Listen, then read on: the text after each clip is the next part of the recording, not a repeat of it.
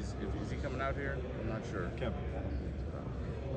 Obviously, 3 picks inside the top 50, knowing you're obviously not going to give us a strategy or anything like that, but where do you guys look to prioritize things when we talk with Artie and said maybe defensively, or how do you guys kind of look at that? I would say we will try to improve every positional room whenever we can improve it.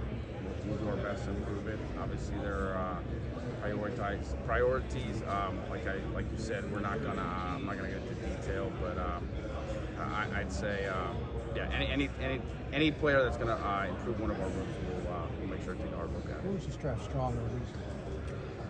You know what? This is a really good draft. There's a lot of good football players. I'd say overall it's just good everywhere. I mean, if you need a player at regardless of what position it is, without going into detail, I think you'll be able to get one. Omar, have you tried to immerse yourself a little bit, get back into more, not necessarily say play, personal evaluation, but just personnel awareness? No, absolutely. I mean, that's kind of consumed a lot more of my time than before. And unfortunately, we have Omar. I don't know how well you guys know him, but Cole's been with us for a few years, and he's kind of taken the lead on a lot of the cap and the contract negotiations. He really does a great job for us. Is that a nice relief? What's that? Is that a relief for you? You know, it's just kind of I wouldn't say it's a nice relief. It's just sort of been part of the transition. You know, it just naturally happened where it's just, my priorities have to be elsewhere, and just the way it happened. But I keep close tabs on it. You guys that know me. I like to have my hands on a lot of different things. There's speculation that Mitch may or may not be back. What is your view on him and his future with this organization? Mitch has been awesome since the day he got here. How he's been with Kenny's been great, and I want Mitch around. Omar, seems like off-ball linebacker has been a tough projection for NFL teams. What are your thoughts on the evolution of that position and how NFL teams are scouting it, getting those guys into the league? Well, like you said, it's a little bit of a projection just because of how the colleges are playing, and depending on what conference you're watching, how they're playing these off-the-ball linebackers.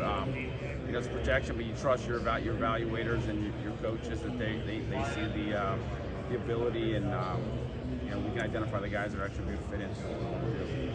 Omar, Mitch is a more expensive backup maybe than you guys have had typically. Is it worth the money to have a guy that's a veteran that's more expensive when you do have a younger starting quarterback? We'll get. I don't want to get into contractual details right now. We're never going to do that. But like I mentioned earlier, Mitch has been great. It's been great to have him around, and I look forward to having him around here for a long time. Not only this year, but for a long time. How much do you just value that veteran presence that he has, the veteran leadership? I think any young quarterback will tell you having that veteran presence around them is tremendous, and especially if you have a guy like Mitch that handles things so well. Are you figuring you have to bring in a third quarterback, and I think that might be the draft? It's a good question, Jerry. I would say all options are on the table right now. Obviously, we have 2 under contract. Mason's a free agent, and we're as you guys saw in the playoffs, it's important to have more than 2 quarterbacks available. You assuming Mason is ship this year? No, not at all. We had a great relationship, good conversation with Mason, and the options. The door's still open. When you feel wide receiver this year, you couldn't particularly guys feel comfortable together in that position. Is that true? And how do you feel about the depth of quality? We wouldn't have traded Chase if we didn't feel good about that room. We really feel good about the guys. If we didn't, we wouldn't have made that trade. How's Calvin Austin? He's good. He's progressing nicely. The OTAs in the spring ball are going to be big for him to see where he's at, but he's coming along. He'll be ready to play in the spring. Yeah. Omar, that's our goal. Sorry. Omar, there's several Pitt players, 6 Pitt players at this combine. Yeah. What has been you guys' outlook on their draft class, all the guys they have available? It's a strong Pitt class. We obviously love those guys being next door, and there's some good football players, and there's a handful of guys that are going to be Sunday contributors sooner than later. Omar, I know you don't. What's that? Can he come to your office and give his 2 cents? A little bit. I'm not going to tell you we haven't picked his brain a little bit, but yeah. I know you don't talk about specific draft players, but when you look at the trend of quarterbacks reuniting with their college wide receivers, and there's a guy like Jordan Addison in this. What is it about the chemistry that carries over from college to the NFL? And do you think that's a trend that maybe you guys could explore, maybe more teams could explore in the future when they have that opportunity? I think you always look at things like that, but given the off seasons that you have and the time guys spend together, I think the transition and receivers trying to get acclimated to quarterbacks, it's not a hard process.